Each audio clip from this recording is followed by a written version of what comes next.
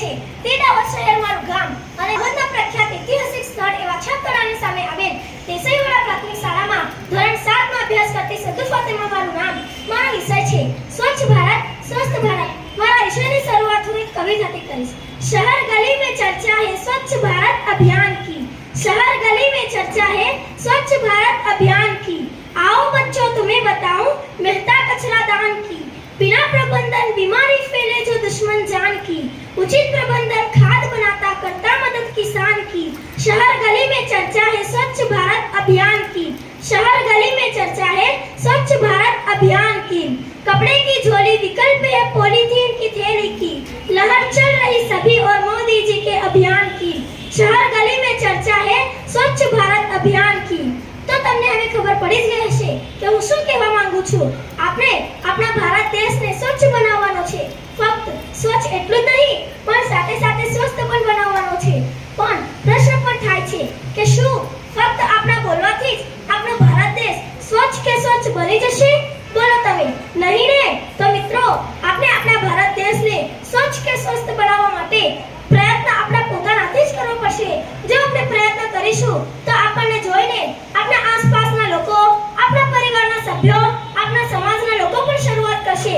જો આપણે જ્યાં ત્યાં કચરા ફેંકીશું, સ્વચ્છતા નહીં જાળવીએ તો આપણને જોઈને બીજા લોકો પણ એવું જ શીખશે.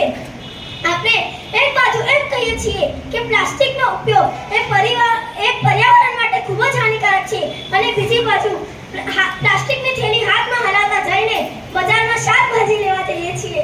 શું એ યોગ્ય છે? ફક્ત મોટી મોટી વાતો કરવાથી જ આપણો દેશ સ્વચ્છ કે સ્વસ્થ નહીં બની જાય. એ માટે મિત્રો આપણે પ્રયત્ન કરવો જ પડશે.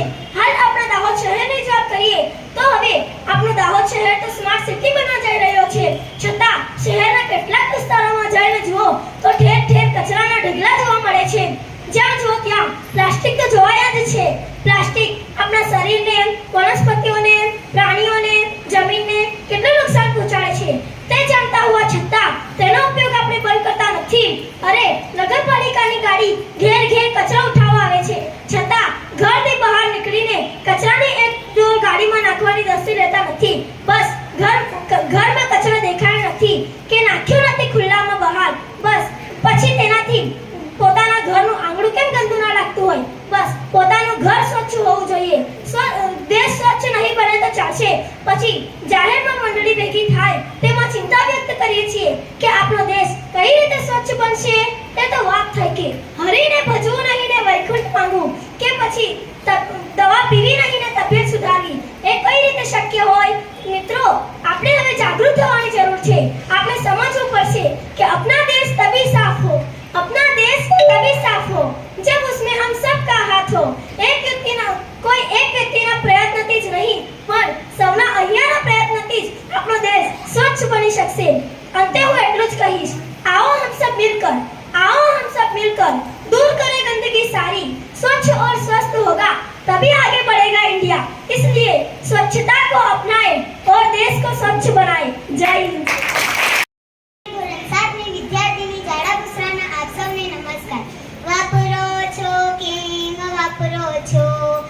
પ્લાસ્ટિક કેમ વાપરો છો? કેમ વાપરો છો? તમે પ્લાસ્ટિક કેમ વાપરો છો?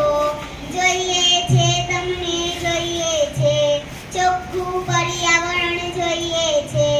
જોઈએ છે તમને જોઈએ છે ચોખ્ખું પર્યાવરણ જોઈએ છે. તો વાપરો છો કેમ વાપરો છો? તમે પ્લાસ્ટિક કેમ વાપરો છો? તો મિત્રો હવે તમને ખબર પડી જ ગઈ હશે કે આજે હું તમને શેના વિશે વાત કરવા માંગુ છું જે આજના સમયમાં સૌથી મોટો અને સમગ્ર પ્રાણી સૃષ્ટિને લગતો પ્રશ્ન છે.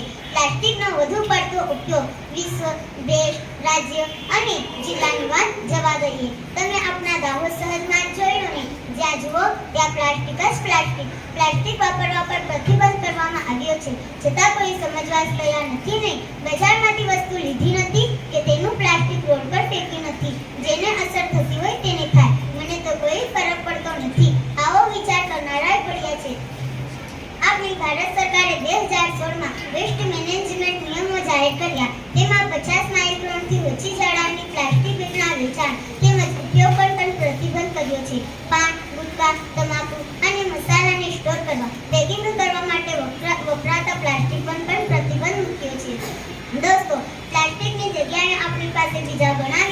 છે, જેનો ઉપયોગ કરી આપણે પ્લાસ્ટિક પ્રતિબંધના સરકારના અનુરોધને સાથ સહકાર આપી શકીએ છીએ. આ માટે કાગળ એ સૌથી શ્રેષ્ઠ ઉપાય છે. તમને તો ખબર જ હશે કે કાગળનું ઉત્પાદન વૃક્ષમાંથી થાય છે.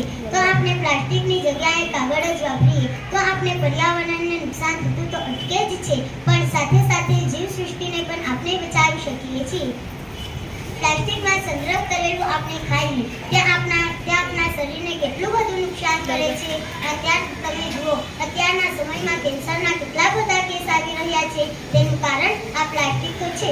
જો આપણે કાગળમાં પેકિંગ કરેલી વસ્તુ ખાઈએ તો આપણે કેન્સર જેવી ગંભીર બીમારી ઓછી કરી શકીએ છીએ. આપણે કાગળની થેલી જોઈતી હોય તો એક પણ રૂપિયો ખર્ચ કરવાની જરૂર નથી. આપણે ઘરે બેઠા કાગળમાંથી સરસ મજાની થેલી બનાવી શકીએ છીએ અને આપણે બજારમાં લઈને નીકળીએ તો આપણને બધા જોયા જ કરશે કે આ અલગ પ્રકારની થેલી ક્યાંથી લાવ્યા. ઘણા તો આપણે જોઈને કાગળની થેલી વાપરવા માટે તૈયાર થશે. બસ એકવાર તમે શરૂઆત કરો. મારે છેલ્લે તો મિત્રો હવે મારે તમને છેલ્લે એટલું જ કહેવું છે, પ્લાસ્ટિક હંમેશ માટે હટાવો ને કાગળના વિકલ્પને અપનાવો. જેનાથી બચશે જીવન તમારું ને સાથે સાથે અમારું. અસ્તુ. જય હિન્દ, જય ભારત.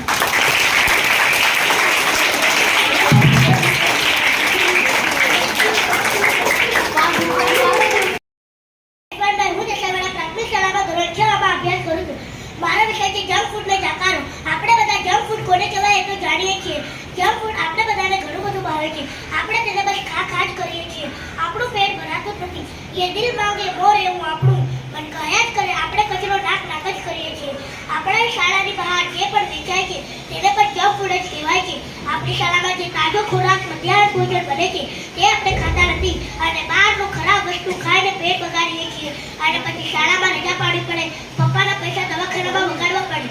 તેનાથી સારું કે પપ્પાના પૈસા દવાખાનામાં બગાડવા પડે. આપણે વિચારવું જોઈએ કે જે પૈસાથી આપણે જંક ફૂડ અને દવાખાનામાં ખર્ચ કરીએ છીએ એ પૈસાનો ઉપયોગ આપણે ફળ કે સૂકા મેવા ખરીદવામાં કરીએ તો આપણું શરીર કેટલું તંદુરસ્ત બને. આજે હાર્ટ એટેકના કિસ્સા વધી રહ્યા છે તેનું કારણ આ જંક ફૂડ જ છે. શા માટે આપણે તે ખરાબ વસ્તુ ખાઈને આપણું પેટ બગાડીએ? એનાથી સારું કે શાળાનો તાજો ખોરાક ખાઈને તાજા માજા રહીએ.